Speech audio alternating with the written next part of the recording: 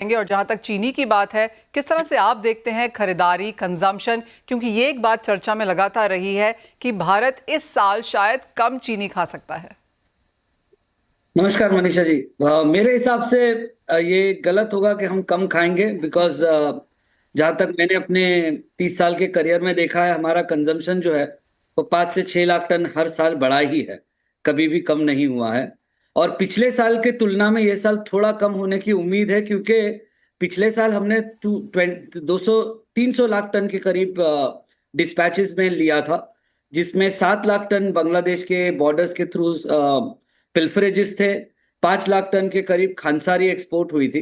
तो technically 12 lakh ton हमने last year जो है वो ऑल्टरनेटिव यूजेज में चला गया था। और ये साल हमारा मानना है कि हम 285 to 86 लाख टन तक के हमारा कंजम्पशन रहेगा। तो पिछले साल के कंजम्पशन में अगर देखेंगे तो 12 लाख टन वो कम हो गया, 5 लाख टन आपके पाइपलाइन के स्टॉक्स थे, तो तकरीबन 5 लाख टन का ये साल भी इजाफा होने की उम्मीद है। और मुझे नहीं लगता कि कंजम्पशन अगले साल भी कम होगा, बिकॉज जो पॉपुलेशन ग्रोथ है वो अपनी जगह पर है। और आजकल थोड़ा चर्चा में विषय में है कि स्कूलों में बोर्ड लगाया जाए, ये करे, बट आई थिंक वो पैटर्न को आने के लिए वक्त लगेगा। तो मुझे नहीं लगता कि कंजम्पशन कोई भी तरीके से कम रहेगा ये साल।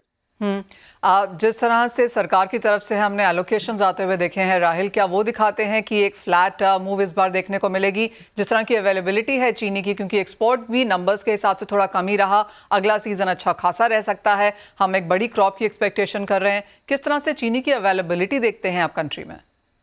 अवेलेबिलिटी तो मनीषा पर्याप्त है, क्योंकि आज देखो तो 1 अगस्त में हमारे पास में 90 लाख टन का स्टॉक है। अगस्त के महीने के डिस्पैचेस मेरे हिसाब से 24 लाख टन रहेंगे, और सितंबर के अराउंड 25 लाख रहेंगे, बिकॉज त्योहारों का माहौल है। तो अब पकड़ लीजिए कि हमने तकरीबन 50 लाख टन अगर कंज्यूम किया ये 2 महीने में, तो हमारे पास में फिर भी 40 40 45 लाख टन हमारे पास रह जाएगा। तो आई थिंक इनफ है for startup in the month of October and November. और अगले साल का क्रॉप अराउंड 35 के करीब हम एस्टिमेट कर रहे हैं। तो 35 में से अगर अगले साल का कंजम्पशन 29 होगा, तो 6 बचता है, जिसमें 3.5 से 4 डाइवर्जन में जाएगा। तो 1.5 से 2 एक्सपोर्ट के लिए अगले साल भी रहेगा हमारे पास में। ये साल में हमारे पास शायद जो मिलियन टन का कोटा दिया गया था, उसमें से 8 लाख टन एक्सपोर्ट हो और 2 लाख टन लैप्स हो जाएगा, बिकॉज वो 2 लाख टन उस जगहों पे है जैसे यूपी और तमिलनाडु, वहां का डोमेस्टिक मार्केट आज भी एक्सपोर्ट मार्केट से ऊपर है। तो बेसिकली वहां के मिलर्स को डोमेस्टिक मार्केट में प्रीमियम मिल रहा है, ना कि एक्सपोर्ट के बाद। तो राहिल, आप हमें ये बता रहे हैं ये सारे कैलकुलेशन से कि चीनी तो भारत में पर्याप्त है, लेकिन प्राइसेस की जहां तक बात आती है, आप कहेंगे वो भी अंडर कंट्रोल है। किस तरह से चीनी की कॉस्ट ऑफ प्रोडक्शन एंड चीनी का रिटेल प्राइस देखते हैं आप? देखिए, रिटेल प्राइस काफी टाइम से तो फ्लैटिश रहा है, काफी काफी हद तक फ्लैटिश रहा है।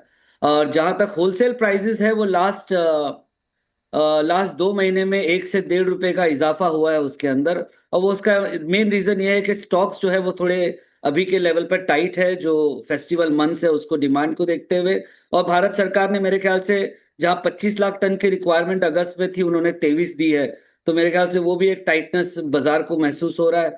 दूसरा, थोड़ी बहुत ये वक्त में चीनी डैमेज भी होती है, तो अच्छी चीनी की वैल्यूज अलग हो जाती है, और जो मॉइस्चर वाली चीनी होती है उसकी वैल्यूज अलग हो जाती है।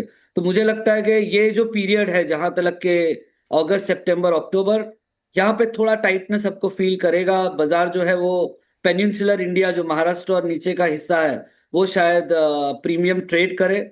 और नॉर्थ में चीनी का स्टॉक ज्यादा है, तो वो जो है वो मोर और लेस यही लेवल पे ट्रेड करे। तो मुझे लगता है कि आज का बाजार महाराष्ट्र 39 से 40 रुपीज है, यूपी 40 से 41 है। यहाँ से 1 आध रुपए का और इजाफा आ सकता है, बस उसके उसके बियॉन्ड जाने की उम्मीद नहीं है। ऑलराइट। राहिल, जैसे हम चीनी का खरीदारी देखते हैं भारतीय बाजारों में, 60% तो यहाँ पर इंस्टीट्यूशनल है, बल्क बायर्स हैं, 35-40% यहाँ पर हाउस होल्ड खरीदारी है। क्या इस पैटर्न में कोई चेंज एट ऑल आता हुआ देखा है हमने? अभी मनीषा, ये पैटर्न में मेरे हिसाब से तो अभी चेंज है नहीं। और टू बी वेरी ऑनेस्ट, इस पे कोई स्टडी नहीं हुई है। तो आई थिंक जो 2007 में एक स्टडी हुई थी, उसके बाद इसके बारे में कोई स्टडी हुई नहीं है। बट अगर आप आज देखिए तो consumption on on alternative side तो बढ़ा है। तो इंडस्ट्रियल कंजम्पशन मेरे हिसाब से थोड़ा सा बढ़ना चाहिए, बिकॉज आज आप केक्स के कंजम्पशन देख लीजिए, बेकरी प्रोडक्ट्स देख लीजिए, तो over a period of time in the last 10-15 years इसमें बदलाव तो आया है। बट अगर मैं कोई भी इसमें नंबर्स दूं तो ये इसकी स्टडी नहीं है, तो आई वुड रेकमेंड के आई वुड कंसिडर कि थोड़ा इजाफा इंडस्ट्रियल यूजेज में हुआ होगा और हाउस होल्ड कंजम्पशन में कम हुआ होगा, but there is no study behind it, so this is just an estimate.